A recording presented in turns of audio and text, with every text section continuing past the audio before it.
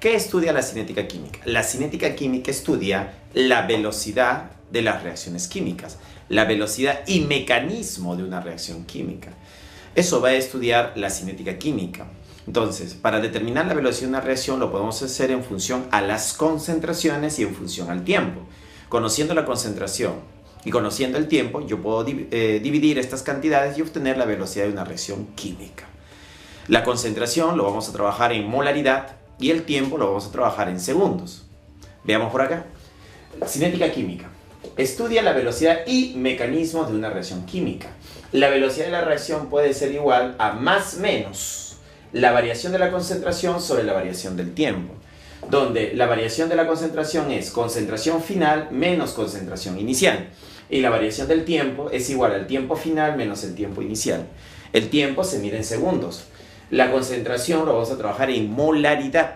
¿Y qué cosa era la molaridad? Mol sobre litro. Ahora, va a depender de los datos que tenemos. Si los datos son de reactivos, entonces vamos a utilizar el signo negativo. Pero si los datos son del producto, vamos a utilizar el signo positivo. Entonces, la velocidad de una reacción es igual a menos variación de la concentración de los reactivos, del reactante, ¿no? Del reactante, sobre la variación del tiempo.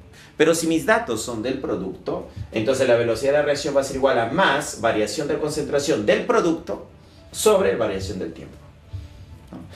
Muy bien, entonces en esos dos casos vamos a utilizar aquí el signo negativo y aquí el signo positivo. Muy bien, tipos de reacciones. Dentro de los tipos de reacciones vamos a encontrar dos variedades. Tenemos las llamadas reacciones sencillas, son aquellas que ocurren en una sola etapa.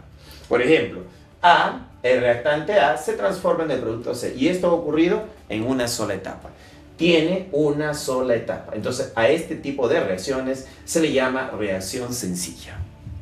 Pero también existe esta reacción conocida como reacción compleja. ¿Cuándo diremos que una reacción es compleja? Diremos que una reacción es compleja cuando tiene más de una etapa. Etapa 1, etapa 2, etapa 3. Tiene 3 etapas, por ejemplo, esta reacción química. En la etapa 1, el reactante A se transforma en X. En la etapa 2, X se transforma en Y. Y en la etapa 3, Y se transforma en C. Si sumamos las etapas, X con X se cancela. Y con Y se cancela. Y me quedaría que el reactante A se ha transformado en C. A esta reacción se le conoce como la reacción global o reacción neta. Cada etapa tiene su propia velocidad, ¿no? La primera etapa tiene una velocidad 1, la segunda etapa tiene una velocidad 2 y la tercera etapa tiene una velocidad 3. La reacción global va a tener una velocidad. Si nosotros conocemos la velocidad de las etapas, buscaremos a la etapa más lenta, a la que tiene menor velocidad. Ella determina la velocidad de la reacción global. Entonces, una reacción compleja se puede determinar su velocidad si conocemos sus etapas y la velocidad de sus etapas. La etapa lenta determina la velocidad de la reacción compleja. Ahora, como X se ha cancelado y Y se ha cancelado, X y Y representan a las especies intermedias. ¿Qué es una especie intermedia? Una especie intermedia es aquella sustancia que aparecen en las etapas, pero no aparecen en la reacción global. Por ejemplo, acá está A y C. A es el reactante y C es el producto. No veo a X, no veo a Y. No aparece en la reacción global. Las especies intermedias no aparecen. Ley de velocidad. Cuando hablamos de una ley de velocidad, tenemos que tener una reacción química. Por ejemplo, acá tenemos una reacción química de la forma A de A más B de B más y así más reactantes, que nos dan los productos X de X más Y de Y más y más productos. ¿Cómo voy a determinar la ley de la velocidad? Depende de qué tipo de reacción tengo. Así tenemos dos casos. Si tenemos una reacción sencilla, caso 1, entonces la ley de velocidad va a ser la velocidad de la reacción es igual a K. ¿Qué cosa es K? K se le conoce como la constante cinética o la constante de velocidad, multiplicado por la concentración del reactante A. Acá está el reactante A, elevado a la A minúscula. ¿Pero qué cosa es A minúscula? A es el coeficiente estequiométrico. Estoy utilizando al coeficiente estequiométrico como el exponente. Multiplicado por la concentración de B, elevado a su coeficiente estequiométrico, que en este caso es B. Cuando una reacción es sencilla, puedo usar los coeficientes estequiométricos como exponentes. Muy bien. Si me piden el orden parcial del reactante A, es A, es su exponente, A. Entonces, el orden parcial viene a ser A. El orden parcial de B, ¿qué viene a ser? B, ¿no? Es B, el exponente. El orden de la reacción. El orden de la reacción es la sumatoria de A más B. Profe, ¿y si hay más reactantes? Bueno, seguimos multiplicando y acá seguimos sumando, ¿no? Eso para el caso de una reacción sencilla. Pero ¿qué pasa si no es sencilla? Si la reacción es compleja. Si la reacción es compleja, la ley de velocidad sería velocidad de la reacción es igual a K, la constante cinética, por la concentración de A elevado a la alfa, por la concentración de B elevado a la beta. Profesor, estos exponentes son diferentes. Claro, alfa ya no coincide con el coeficiente estequiométrico A. Mira, ya son diferentes. Acá es A, el coeficiente estequiométrico A, y acá el exponente es alfa. Acá es B minúsculo y acá es beta. Entonces, alfa y beta ya no coinciden con el coeficiente estequiométrico. ¿Y cómo se determina alfa y beta? Para determinar alfa y beta tendríamos que trabajar en un laboratorio. Ir a un laboratorio, trabajar sobre la reacción química, medir sus tiempos, medir sus concentraciones en función al tiempo y determinar el valor de alfa y beta.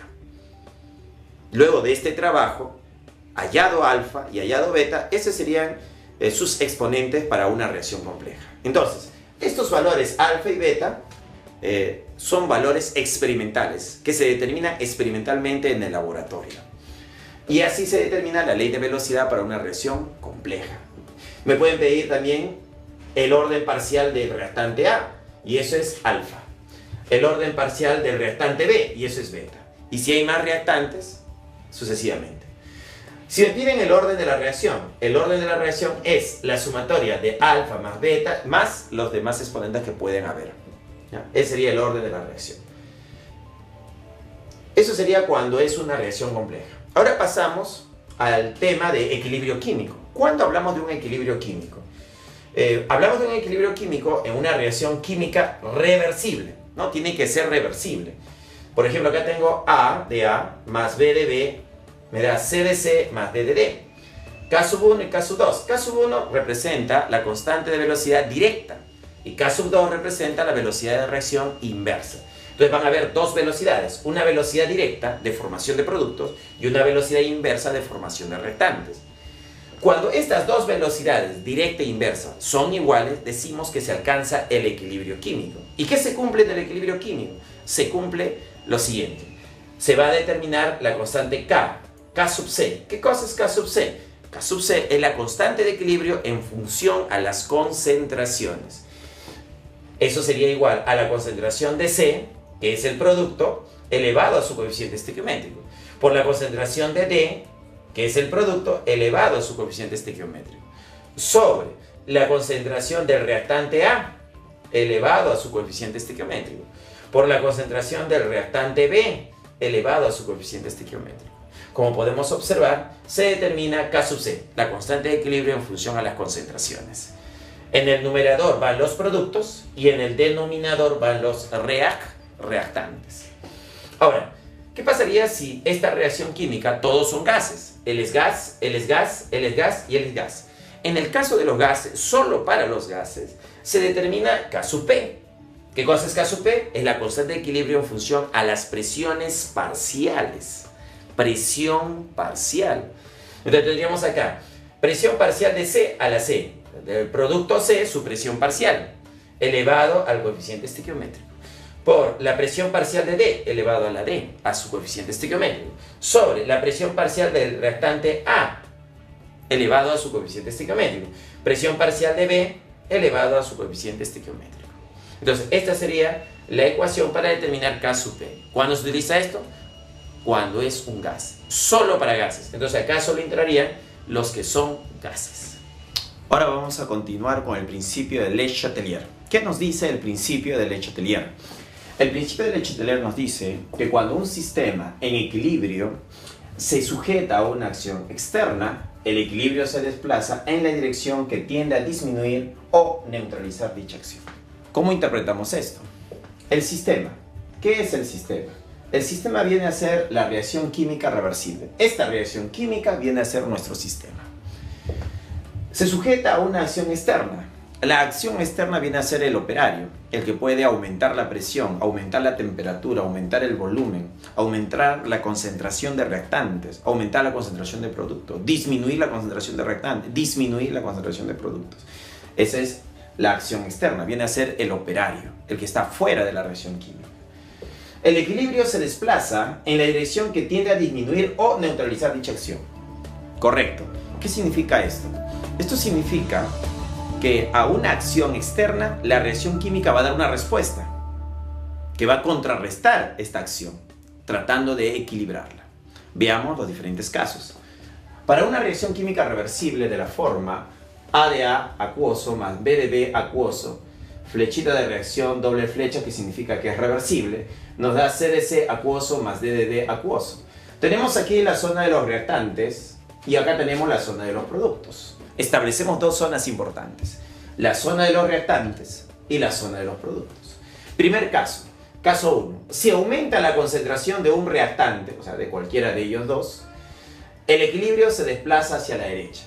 Es decir, si la concentración de A o la concentración de B aumenta, el equilibrio se va hacia la derecha. Esa va a ser la respuesta. Caso 2. ¿Qué pasa si aumenta la concentración del producto?